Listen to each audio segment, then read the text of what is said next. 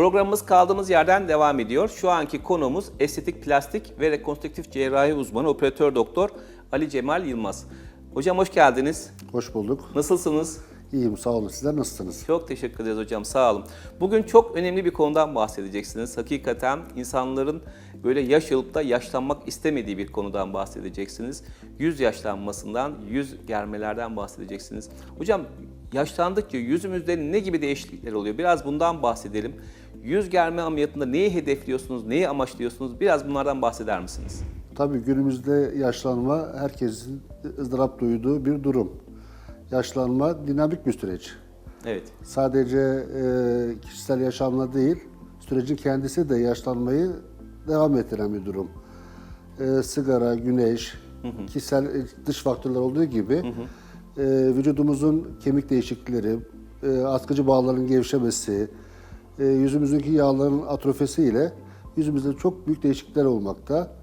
Bunların en çok da yer çekimi etkisiyle ortaya çıkıyor. Tabii cildimizin kendi ince kırışıkları da dahil olmak üzere kompozit bir olay aslında. Yüz germedeki amacımız bu yer çekimine karşı biraz daha direnmek, olayı tersine çevirmek, yer çekimini etkilerini tersine çevirmek, atrofi kısımların, yağ kısımlarını yerine koymak, cildin yaşlanmasını değişik tedavi yöntemleriyle eski haline, daha dinamik, daha parlak, ince kırışıklar olmadığı bir yüz yaratmak. Tabii ki yaşlanma deyince yer çekimiyle beraber nerede en çok etki ediyor? Göz çevremizden, ağız çevremizden ve gıdıdan. Bunların kemik yapısını geçersek, bunların en büyük etkisi cildimizdeki sarkmalardan bahsediyoruz. Peki hocam yüz germe ameliyatlarına alternatif işlemler var mıdır? Nelerdir? Tabii şimdi yüz germe ameliyatı toplumda belli bir direnci olan bir ameliyat. Ona hastaları ikna etmek, hastaların bunu kabul etmesi de zaman alan bir süreç. Onun öncesinde tabii ki genel sağlıklı yaşamla beraber teknolojiyle kullandığımız ve yeni trendlerin olduğu, bunlar nedir? Radyo frekanslardır, ipli işlemlerdir, dolgulardır ve en önemlisi de yağ dolgularıdır. Bunları kombine bir şekilde yaparsak ameliyata başvurmadan bunları belli bir ölçüde giderme imkanımız var tabii. Peki yüz germe ameliyatları tekli bir operasyon mu yoksa kombine işlemler mi daha etkili ya da siz hangisini uyguluyorsunuz? Şimdi yüz germe teorik olarak üçe ayrılıyor. Üst, orta ve alt diye. Botoksçuktan beri üst yüz germeyi yapmıyoruz çoğunlukla. Yapılsa da nadir yapılıyor. Ben çoğunlukla orta ve alt yapıyorum.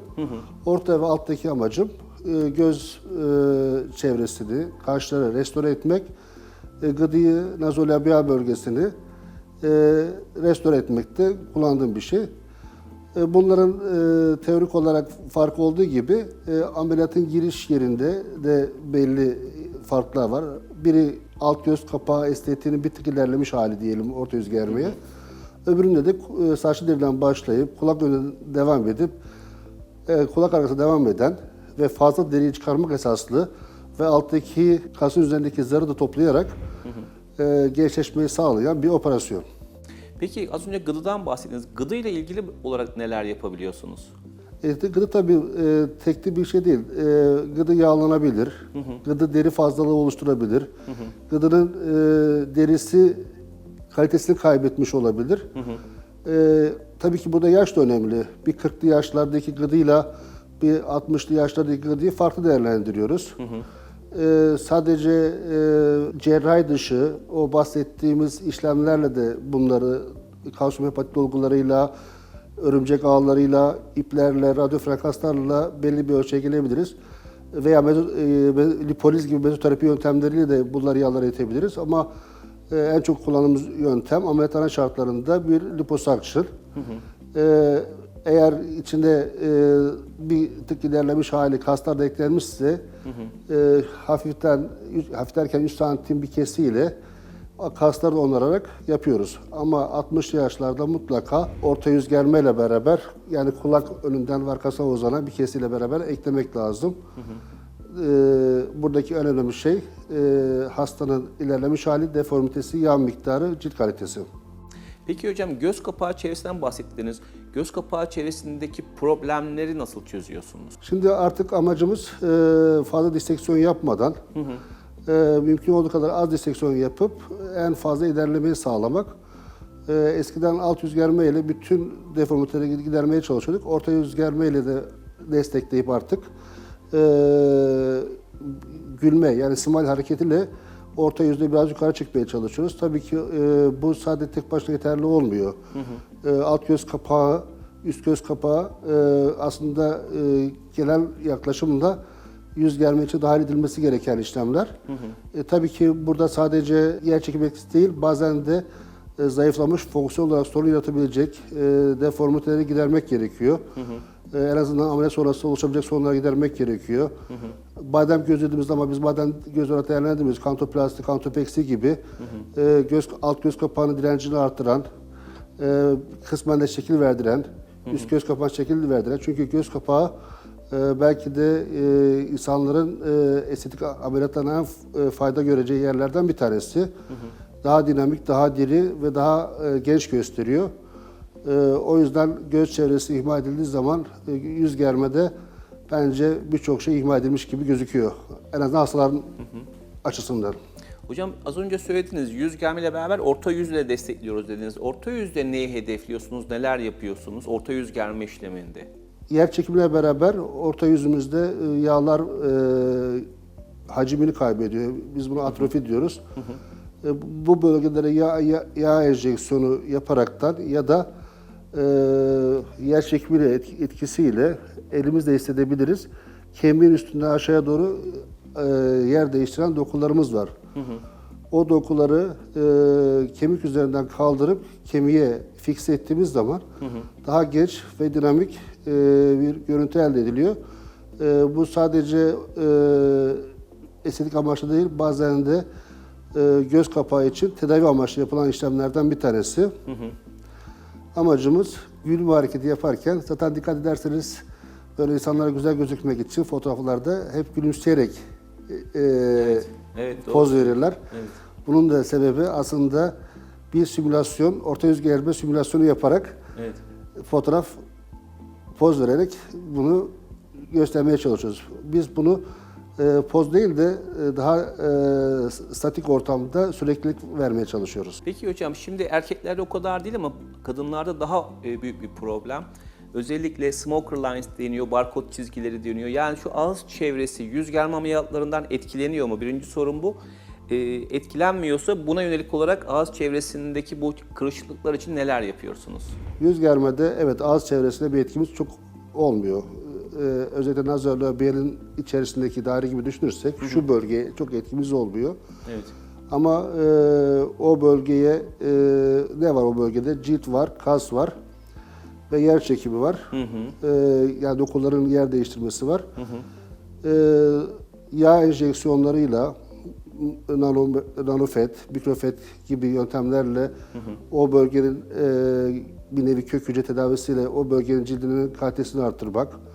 Operasyon değilsek hyaluronik asit gibi, kalsiyum hepatit gibi dolgularla oranın cilt kalitesini artırmak, minik botokslarla kas aktivitesini azaltıp o smokerların gücünü azaltmak, şu iki bölgeyi veya mentalist kasına yapıp böyle ağız köşelerini aşağıya çeken direnci bozup ağız köşeleri yukarı kaldırmak gibi tedavilerimiz mevcut.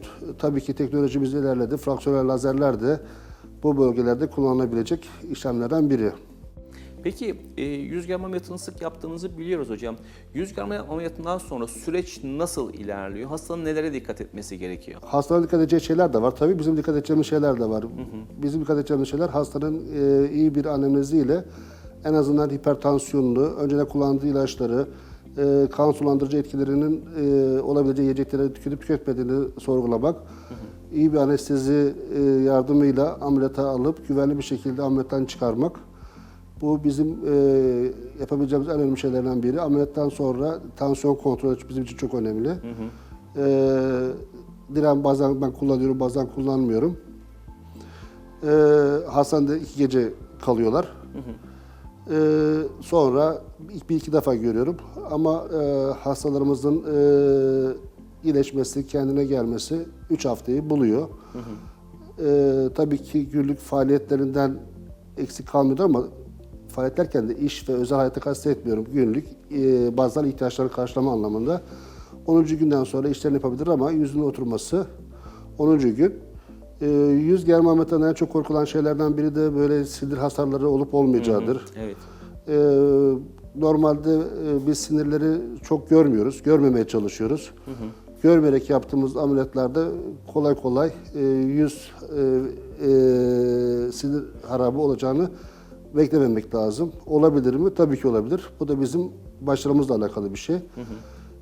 Bazı bölgelerin ufak da olsa ağız çevresinde hafif sinir asimetrileri, yani sinir parazitine bağlı geçici ağız hareketleri belli bir süre, 1 ay, en geç 2 ay hafif bir asimetri olabiliyor. Bunlar tabii yeme, içme gibi hareket fonksiyonları bozmayacak şekilde oluyor. Duyu kusuru beklemiyoruz kolay kolay.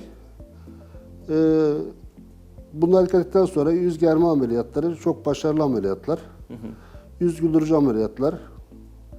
Biz asistanlığımızda çok fazla yapmamıştık ama son zamanlarda gelişen insani ihtiyaçlardan dolayı biz de çokça yapmaya başladık. Sonuçlarını gördükçe de motive oluyoruz. Motive oldukça da daha çok yapıyoruz. Bu şekilde hastalarımızı memnun ediyoruz. Hocam vermiş olduğunuz güzel ve güncel bilgiler için çok teşekkür ederiz. Ben teşekkür ederim bizi buraya çağırdığınız için. Sağ olun hocam. Bugünkü program konuğumuz estetik, plastik ve rekonstrüktif cerrahi uzmanı operatör doktor Ali Cemal Yılmaz idi. Kendisine vermiş olduğu bilgiler için tekrar teşekkür ediyoruz. Programımız kaldığımız yerden tüm hızıyla devam ediyor.